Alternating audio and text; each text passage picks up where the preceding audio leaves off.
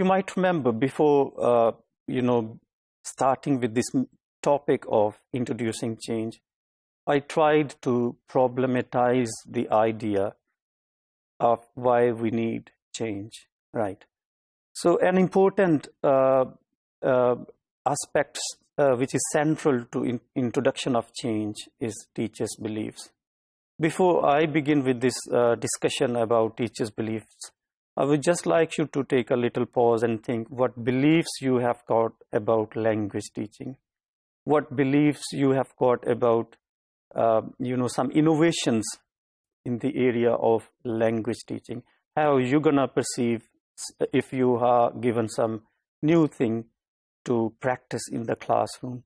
It's important to understand the beliefs of the language teachers, because it's our belief system which usually affects our pedagogical practice in the classroom. So it's important to understand the mental dynamics of language teachers. So that's what we're going to discuss here when we're going to see teacher beliefs and why they are important for bringing a change, right? Well, teacher beliefs, as I said before, is important to be considered because they form a big group, and that's what they are going to implement the change. So it's important to take into account their beliefs.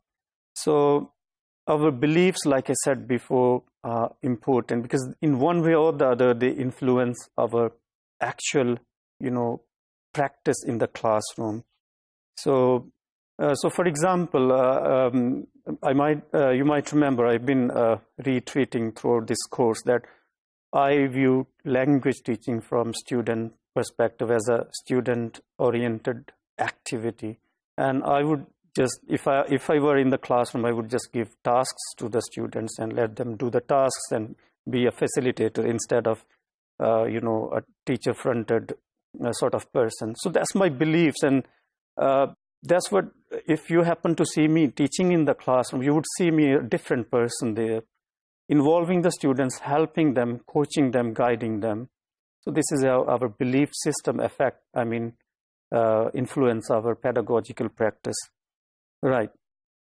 So teacher beliefs are important in terms of, if, for example, previously teachers were considered, and some of you might have undergone this system, where teachers are seen as traditional, who have just got knowledge, and their learners are seen empty vessels, and teachers just transmit the knowledge, and learners are just passives on the receiving end.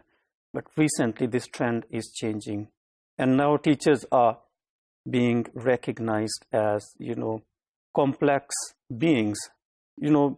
Throughout this course we've been emphasizing the complexity attached to the language learners. What we need to take care of their affective dimensions, their satisfaction level, aptitude, their motivation, anxiety towards language teaching, learning. But on the other hand, what about teachers? Don't we need to think about such affective things about in relationship to the teachers? So that's important here. So teachers have got complex mental frames. They are humans. So there is a hidden side of teaching which we need to be very cautious about, right? So in order to better understand teacher beliefs, it's important to see how they are behaving in the classroom. Their behavior, as some of you might be doing already some teaching, or you want to become language teachers. So some of you might be realizing that our practices don't remain the same always. There could be a bad day, there could be a nervous day, there could be a good day. So this is how, some contextual factors can impact upon our language teaching. So these contextual factors can sometimes help us, sometimes constrain us. So for example, it's our belief, and it's very commonly held belief amongst language teachers that extensive reading is important for language learning. That's just a belief, but do we give enough time to extensive reading in the classroom? That's important to be considered. So our beliefs can be,